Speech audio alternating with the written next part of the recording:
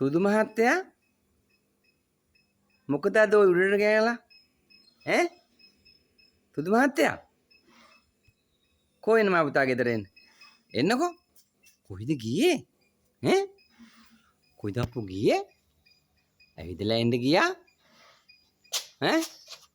සුදු මහත්තයා කොහෙන්දකෝ එන්න ගෙදරකෝ කොහෙන් තාත්තා ගන්නකෝ කො උඩ ඉන්නේ එන්න ගන්නකෝ කොහෙන්ද ගන්න කො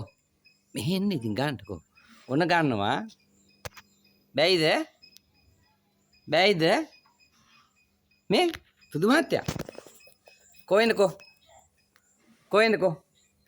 එන්නකෝ අප්පු ගෙදර කොහෙන්දකෝ මේ එන්නකෝ අපි එන්න මොනවාරි කන්න දැන් කවුද